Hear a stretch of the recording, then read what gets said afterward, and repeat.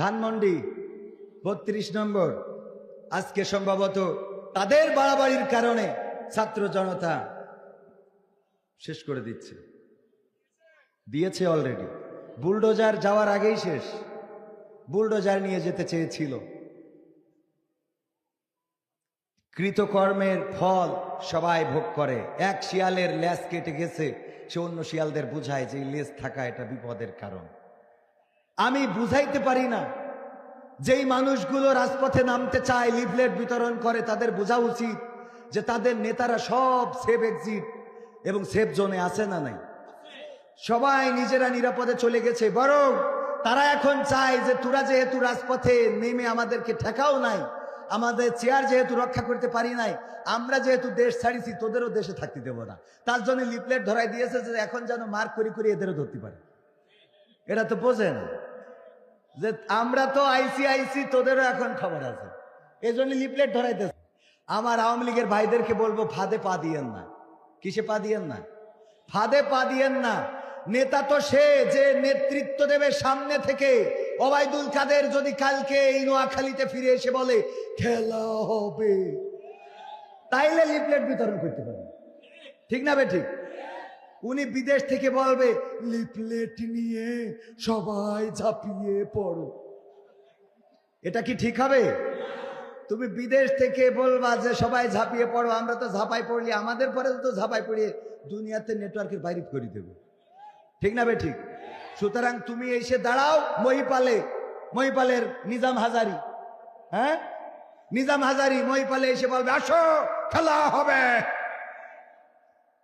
আমরা তখন যে লিফলেট কেন আরো কিছু বিতরণ করতে বললে করব, কিন্তু তোমরা সব চলে গেছাও জায়গায় যে বলো যে সবাই নামো, নেত্রী আসবে। নেত্রী আগে আসুক, তারপরে হবে, ঠিক না বেঠিক? আমরা তো আমাদের নেত্রীকে হারাতে চাই না। যেই নেত্রী এত উন্নয়ন করে দিল, এত দেশে এত মানুষের কল্যাণ করলো, মানুষের বসায় পড়ে জেলখানায় নিয়ে খাওয়াইছে, কাজ করা লাগে না, খেলে খেয়েছে, ঠিক না বেঠিক? সেই স্বৈরাচারেরা এখনো 16টা বছর নির্যাতন, নিষ্পেষণ, জুলুম, অন্যায় চালিয়েছে, আর ক্ষমতা ছেড়েছে 16টা মাস এখনো হয় নাই। ইতিমধ্যে তাদের রাজপথে নামার খায়েশা জেগেছে। রাজপথে নামার অধিকার, গণতান্ত্রিক অধিকার। আমাদের আর এক দলের লোক বলেছে যে গণতন্ত্রে বিশ্বাসী, সুতরাং গণতান্ত্রিক অধিকার তাদের দেওয়ার দরকার আছে। আমরা বলতে চাই অবশ্যই গণতান্ত্রিক দেশে গণতান্ত্রিক অধিকার পাবে, কিন্তু একজন নেত্রীর বাড়ির সামনে বালুর ট্রাক রাখবে আর একজন নেত্রী 6 মাস পার হয় নাই এখনই রাজপথে নামবে, এটা হতে পারে না।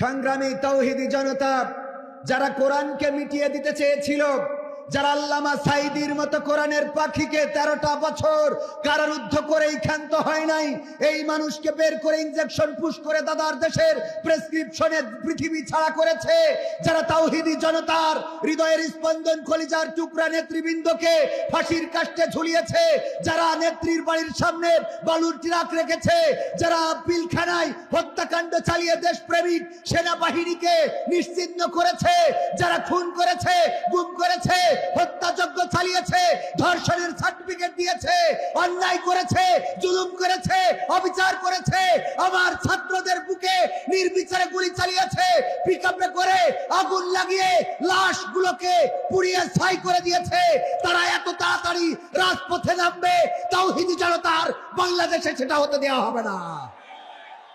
এইগুলো যারা করতে দিতে চাইবে তাদেরকেও এই দেশে জায়গা দেওয়া হবে না, কারণ তারা তাদের প্রেতাত্মা। কোরআনের বাইরে যারা গিয়েছে, জাতি দেখেছে, ইতিহাস সাক্ষী, তাদের কারো অবস্থা ভালো যায় নাই। বর্তমান বাংলাদেশেও যারা ইসলামের বিপক্ষে অবস্থান নিয়েছিল, তাদের অবস্থাও ভালো নাই।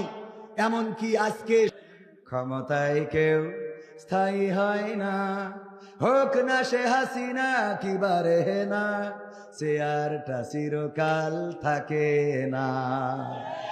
ক্ষমতায় কেউ স্থায়ী হয় না, মুজিবুর বেশি দিন থাকেনি, জিয়াউর কেউ তো রাখেনি, মুজিবুর বেশি দিন থাকেনি, জিয়াউর কেউ তো রাখেনি, এরশাদ চলে গেছে পৃথিবী ছেড়ে, এরশাদ চলে গেছে পৃথিবী ছেড়ে, কেউ আজ তার কথা কয় না, ক্ষমতায় কেউ স্থায়ী হয় না।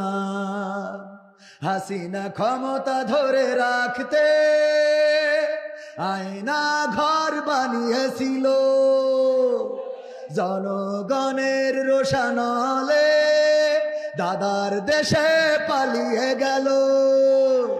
হাসিনা ক্ষমতা ধরে রাখতে আয়না ঘর বানিয়েছিল, জনগণের রোশানলে দাদার দেশে পালিয়ে গেল। ডিবি হারুনের পাশে আর, ডিবি হারুনের পাশে আর পরিমণিদের দেখা যায় না, ঠিক না বেঠে? ক্ষমতায় কেউ স্থায়ী হয় না, হোক না সে হাসিনা কি বারে না, সে আরটা চিরকাল থাকে না, ঠিক না বেঠে? এই চেয়ারের মালিক ছিল ফেরাউন। সেই ফেরাউন এত অধ্যত্বপূর্ণ আচরণ ছিল, নিজেই বলল আনা রব্বুকুমুল আ'লা, আমি রব, আমাকে রব মেনে নাও। পৃথিবীবাসীকে জানিয়ে দিল আমি স্রষ্টা। তারপরে মুসা আলাইহিস সালামের বাহিনী, মুসা আলাইহিস সালামের সাহাবীরা যারা ঈমান আনলো, তাদেরকে হত্যা করার সর্বশেষ চূড়ান্ত সিদ্ধান্ত নিল, যার পৃথিবীর পরে বাঁচতে দেয়া হবে না। রাতের অন্ধকার ছুটতে শুরু করলো। মুসা আলাইহিস সালাম তার সাহাবীদের নিয়েও ছুটতে লাগলেন। ছুটতে ছুটতে নদীর কিনারায় পৌঁছে গেলেন। সাহাবীরা বললেন, ওগো মুসা, এবার আর তো বাঁচার কোনো রাস্তা নাই, এবার আমরা হয় এই নদীতে চুবানি খেয়ে মারা যেতে হবে, না হয় ফিরআউনের বাহিনীর ঘোড়ার পদতলে পিষ্ট হয়ে মারা যেতে হবে।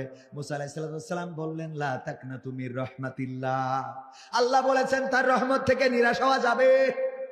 আল্লাহর পরে যারা নির্ভর করে তাদের কোনো ভয় থাকে না, তাদের কোনো দুশ্চিন্তা থাকে না, তাদের দাদার দেশে যাওয়া লাগে না।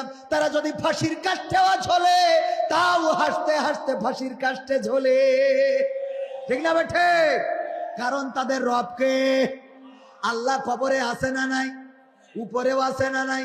বাংলাদেশে আছে না নাই? আবার যদি বাংলাদেশ ছেড়ে কোথাও যায় সেখানেও আছে না নাই?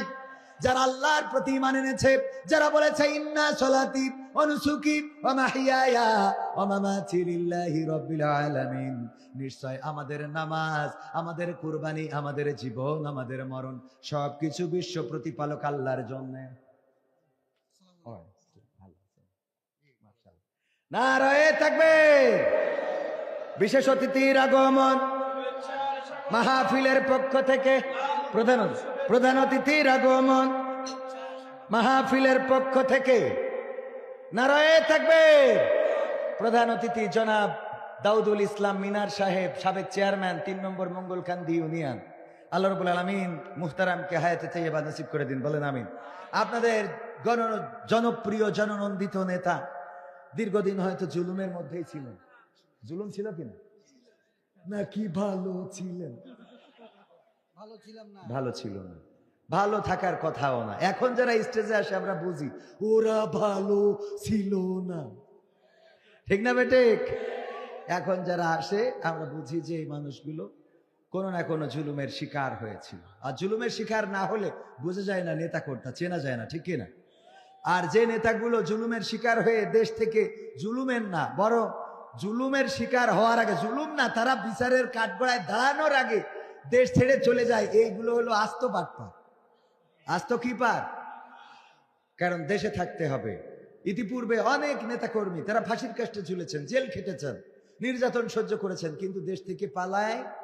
আর যারা বলেছে হাসিনা দেশ থেকে পালায় না, অথচ প্রথমে উনি গিয়েছে হেলিকপ্টার করে, ঠিক না বেঠিক? ওবায়দুল কাদের কাকা কি বলল? পালাবো না, পালাবো না, প্রয়োজন হলে ফখরুলের বাসায় গিয়ে উঠবো, ঠাকুরগাঁওয়ে বাসা আছে না। অথচ ঠাকুরগাঁওয়ে শুনলাম ওইনেও যায় না। কেমন লাগে? আমার আল্লাহ বললেন সূরা সফে 2 নম্বর আয়াত, ইয়া আইয়ুহাল্লাযীনা আমানু লিমা তাকুলুনা মা লা তাফআলুন। ওগো ঈমানদারেরা, এমন কোনো কথা বলো না যা তোমরা কাজে পরিণত করো না। কথাটা কার? শেখ হাসিনা বললো হাসিনা কখনো পালায় না, পালাই গেল, তাহলে কি কোরআনের আয়াত মেনেছে? ওবায়দুল কাদের কাকা বললো যে পালাবো না, সেও পালাইলো, তাহলে কি মেনেছে? আর এরা তো সব বড় বড় আল্লাহওয়ালা ইমানদার।